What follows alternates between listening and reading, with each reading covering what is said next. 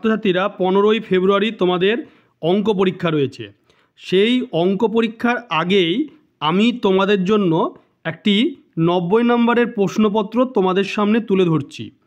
যে প্রশ্নপত্রটি দেখলে তোমরা প্রশ্নের প্যাটার্ন এবং নম্বর বিভাজন সম্পর্কে এবং কেমন হতে পারে প্রশ্ন সেটা জানতে পারবে। তোমরা দেখে নাও, প্রথমেই 6টি কিন্তু এমসিকিউ থাকে 1 মার্কের। তো এক দাগে দেখতে পাচ্ছ 6টি এমসিকিউ সাজানো রয়েছে। ফার্স্ট যে এমসিকিউটি দেওয়া রয়েছে সেটি হচ্ছে, মোট টাকা 3টি ব্যাংকে এমনভাবে ভাগ করে রাখা হলো যাতে 1 বছর পর 3টি ব্যাংকে সুদের পরিমাণ সমান হয়।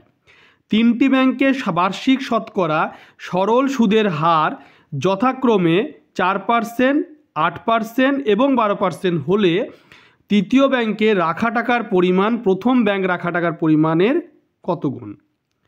2 দাগে রয়েছে 1/ax² minus b + cx + abc = 0 দ্বিঘাত সমীকরণের বীজদ্বয়।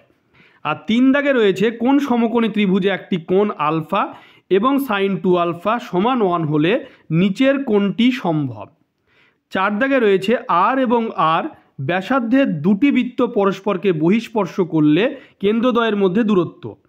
আর 5 দাগে রয়েছে একটি ঘনকের সমতলের ক্ষেত্রফল এবং আয়তন সাংখ্য মানের সমান হলে ঘনকের বাহুর দৈর্ঘ্য হবে। এবং 6 দাগে একটা সংখ্যা গুরুমান নির্ণয় করতে দেওয়া হয়েছে। এইভাবেই সাজানো রয়েছে। এরপরে তোমরা দেখে নাও যে 2 দাগে রয়েছে কিন্তু 1 মার্কের 5টি শূন্যস্থান পূরণ। বার্ষিক 8% চক্রবৃদ্ধি হার সুদে অর্জিত সুদ এত। উত্তরটা দেখতে হবে।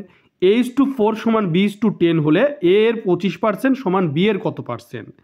3 দাগে রয়েছে r একক দৈর্ঘ্যের ব্যাসার্ধ বিশিষ্ট বৃত্তে s একক দৈর্ঘ্যের বৃত্তচাপ কেন্দ্রে যে কেন্দ্রস্থ কোণ উৎপন্ন করে তার বৃত্তীয় মান থিটা হলে s সমান কত হবে। 4 দাগে রয়েছে দুটি বৃত্ত পরস্পরকে বহিঃস্পর্শ করলে বৃত্ত দুটির সাধারণ স্পর্শকের সংখ্যা কটি হবে। 5 দাগে রয়েছে r ব্যাসার্ধের একটি শঙ্কুর উচ্চতা r হলে এইরূপ 4টি শঙ্কুর মোট আয়তন একটি ড্যাশ ব্যাসার্ধের গোলকের আয়তনের সমান। আর 6 দাগে রয়েছে বিন্যস্ত পরিসংখ্যা বিভাজন তালিকার ক্ষেত্রে যে শ্রেণীর পরিসংখ্যা সবচেয়ে বেশি তাকে ড্যাশ শ্রেণী বলে। এরপরে 3 দাগে দেখতে পাচ্ছ যে নিম্নলিখিত যে নিচের যে বিবৃতি সত্য মিথ্যা নির্ণয় করো। 1. যৌথ ব্যবসায় x এর মূলধন y এর মূলধনে 1/3 অংশ হলো x এবং y এর লভ্যাংশের অনুপাত 3:1। 2 দাগে রয়েছে x ও y এর সঙ্গে ব্যস্ত ভেদে y z এর সঙ্গে ব্যস্ত ভেদে থাকলে x z এর সঙ্গে সরল ভেদে থাকবে।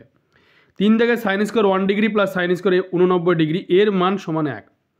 চিত্রে PQR এ PS/SQ সমান PT/TR, তাহলে কোণ PST, তাহলে এখানে একটা অসমানের চিহ্ন রয়েছে, অসমান, কোণ PRQ হবে।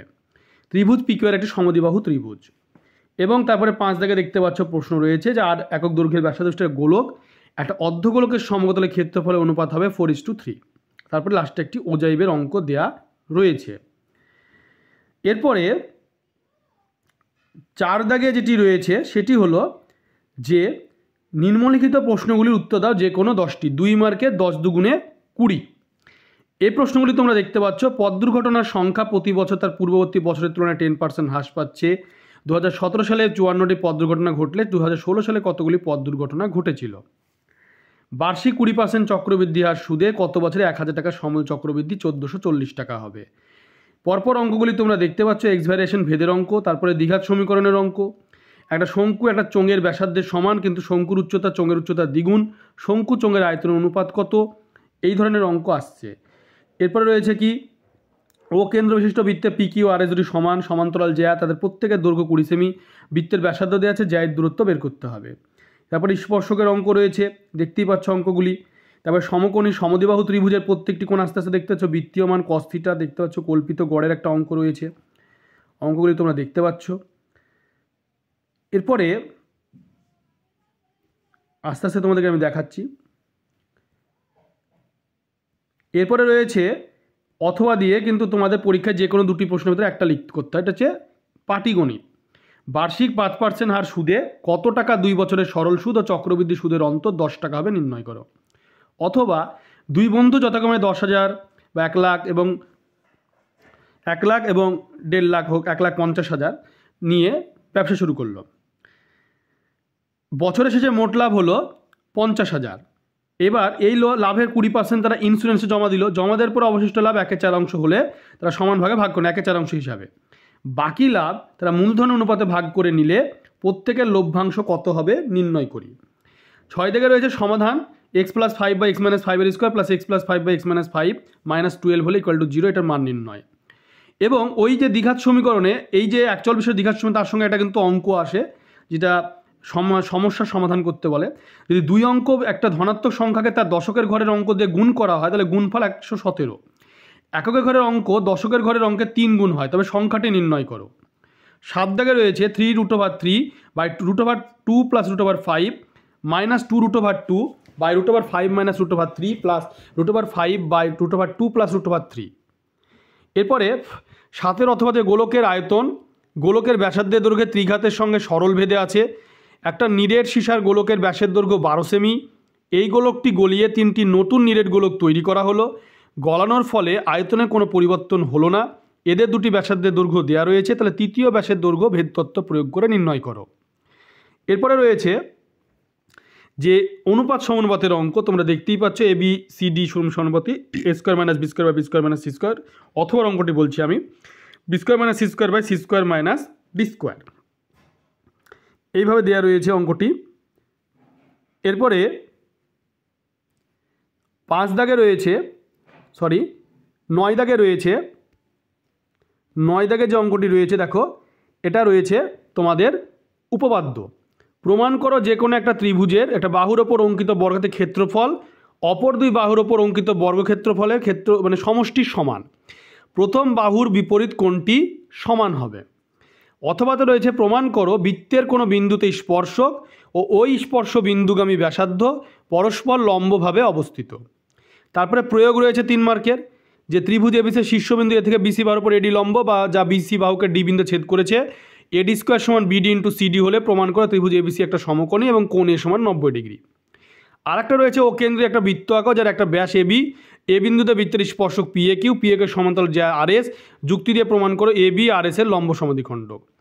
11 দাগে রয়েছে 7 সেমি এবং 3 সেমি দৈর্ঘ্যের সরলরেখাংশ দুটির মধ্য সমানুপাতি অঙ্কন করো এবং চিত্র থেকে মেপে √21 এর মান নির্ণয় করো।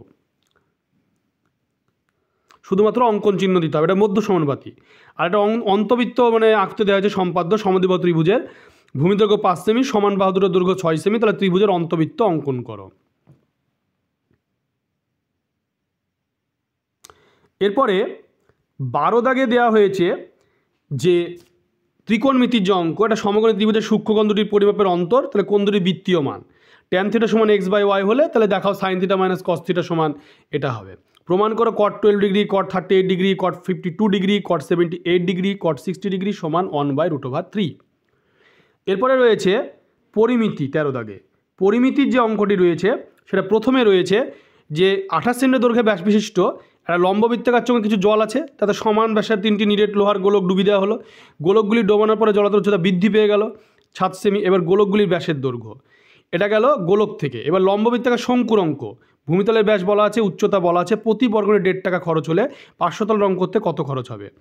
তারপরে যে অঙ্কটি রয়েছে একটা ছিদ্রতে জাহাজের খোলে 220 কিলোলিটার জল ঢুকছে, ছিদ্রটা বন্ধ করে নিকাশের জন্য একটা পাম্প লাগিয়ে দেওয়া হলো। পাম্পটির পাইপের ব্যাসের দৈর্ঘ্য, চালু অবস্থায় জলের গতিবেগ দেওয়া আছে, তাহলে জল নিকাশ করতে পাম্পটা কতক্ষণ চালু রাখতে হবে নির্ণয় করো।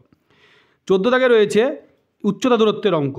200 মিটার উঁচু একটা বাড়ির ছাদ থেকে দেখলে ঠিক বিপরীত দিকে অপর একটা বাড়ির চূড়া আর পাদবিন্দুর অবনতি কোণ যথাক্রমে 30 ডিগ্রি এবং 60 ডিগ্রি। বাড়িটির উচ্চতা নির্ণয় করো। সূর্যের উন্নীত কোণ 30 ডিগ্রি থেকে বৃদ্ধি পেয়ে 45 ডিগ্রি হলো, তাহলে একটা খুঁটির ছায়ার দৈর্ঘ্য 3 মিটার কমে যায়, তাহলে খুঁটিটির উচ্চতা নির্ণয় করো। এরপরে 15 রয়েছে যে রাশিবিজ্ঞানের অঙ্ক। একটা কর্মসূচিতে উপস্থিত 100 জনের বয়স নিয়ে ছক দেওয়া হয়েছে, ওই 100 জন লোকেরই গড় বয়স নির্ণয় করতে বলা হয়েছে। এরপরে রয়েছে ক্রমযোগী পরিসংখ্যা বিভাজনের তালিকা থেকে একটা বৃহত্তর যে সূচক হিসাবে ওজাইব অঙ্কন করতে দেওয়া হয়েছে।